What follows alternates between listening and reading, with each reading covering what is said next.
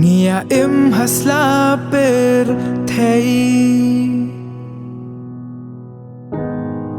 hatung ichu moder ngiwan mi na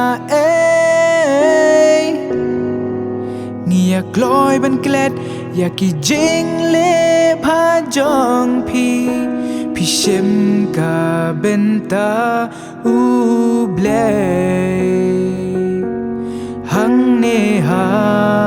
per thei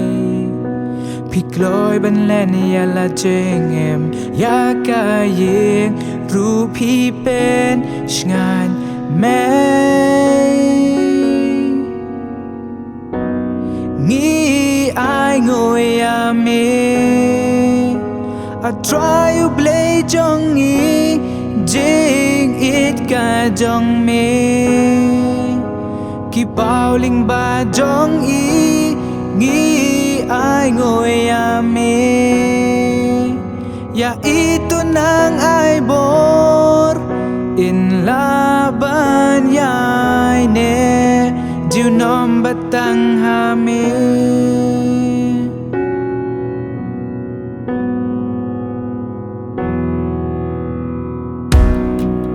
Kom ilong ke me I bastan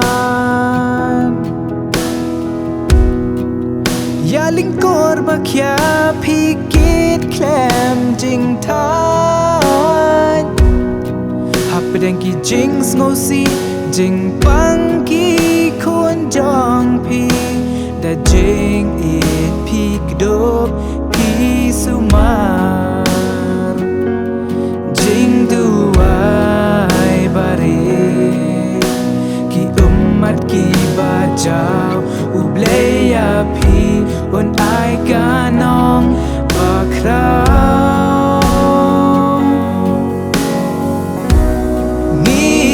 ai ngồi ya me I try to play jong ni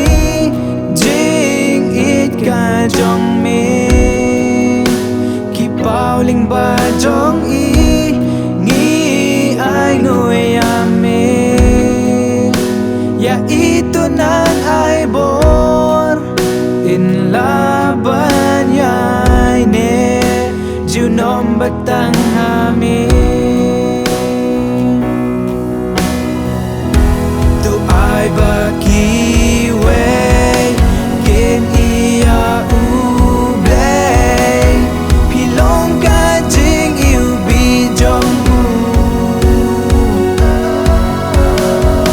men sim jong nga ka shlei badan ma pi me pilong angel jong u try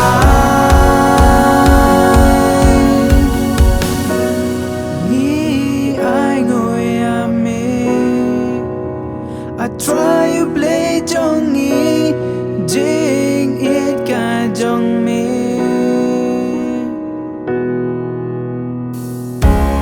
ngi ai ngồi ya me I try to play jong ni jing it ka jong me ki bao linh ba